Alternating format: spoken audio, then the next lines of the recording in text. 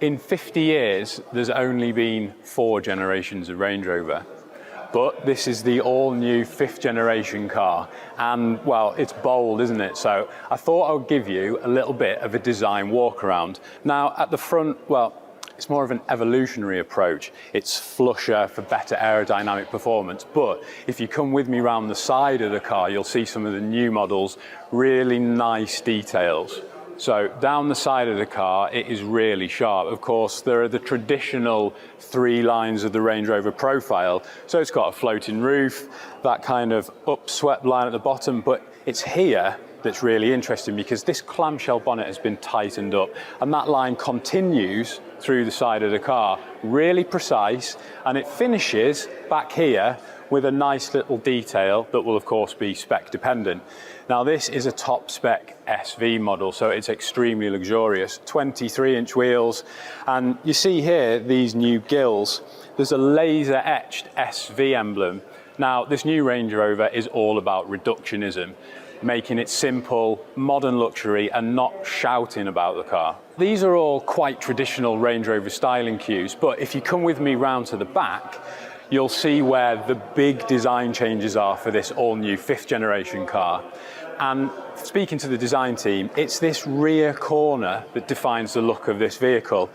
This kind of swept line, it really frames the rear, and that brings us onto the taillights because they're integrated into this black panel, the same as the indicators. When they're not on, you don't see them, and again that's part of the reductionism, but when they are on, it gives the Range Rover a really bold look.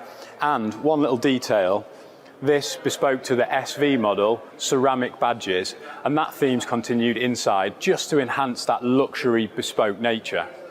Now that ceramic theme is continued inside, so ceramic picks out the gear lever and all these touch points for the climate control as well.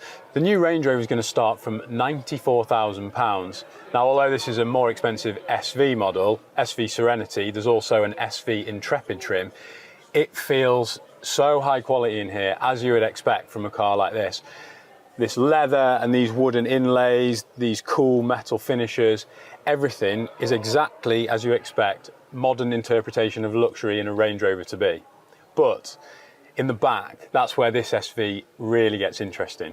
Before we have a look at the lavish back seats, it's worth covering the new car's powertrains, and as is the case with lots of modern luxury machinery, there'll be a plug-in hybrid on offer, with electrification helping to keep things quiet and refined according to Land Rover. In fact, there'll be 2 plug-in hybrids and both use a 3-litre straight-six petrol engine, with the P440e pumping out 434 brake horsepower and 620 Nm of torque, while the P510e produces 503 brake horsepower and 700 Nm of torque. Both use a 38.2 kWh battery with an official claimed range of up to 62 miles and CO2 emissions from less than 30 grams per kilometre, while with 50 kilowatt rapid charging it takes less than an hour for an 80% recharge. Mild hybrid technology features too, with a pair of 3-litre 6-cylinder diesels, including a D300 and a more powerful D350, while the P400 6-cylinder petrol is also a mild hybrid.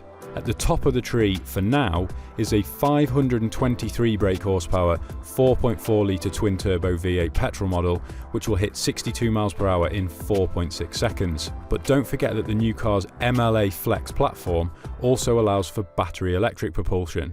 So from 2024, you'll be able to buy a fully electric Range Rover. In the back, we've got this first-class seating arrangement, so individual chairs, and as you can see, absolutely acres of legroom. The 13.1-inch screens are part of the Pivi Pro infotainment system, which has over-the-air software updates. And in the middle, we've got this lovely flowing center console with a table that rises out of there electronically. Now, when it's locked in place, you can pull the table towards you, then fold out the wings, and you've got a lovely kind of communal area where you can angle the table to show screens, your laptop, whatever you're working on. But in general, it's just a lovely, tranquil, serene place to sit. Some of the features might be a little gimmicky, including that pivoting table, but they're nicely designed and really well built all the same. There are a few more touches that move the game on though. One a first for the Range Rover, and one traditional feature that's made the cut for the new car. Now, for the first time with any Range Rover, if you go for the long wheelbase model, you'll be able to get it with 7 seats. Now, I've sat back there and knee room's quite good actually, but of course, one thing that's been retained for all models is this split tailgate. And you can now get the tailgate event suite option, which adds these nice padded leather cushions. And up here in the tailgate, you can get speakers and lights, which you can control from Land Rover's smartphone app and play your different media preferences, or of course, have a little drink with cup holders down there. On first appearances then, the all-new Range Rover looks to be a solid step on, with more electrification broadening its appeal and boosting its environmental credentials as well. The interior might be a little on the conventional side, even if it does feel worth its price tag when it comes to quality. But you can't argue with some of the technology on board, and we can't wait to sample it, as well as the new powertrains, and check out the refinement on offer when the 5th generation Range Rover hits the market next year.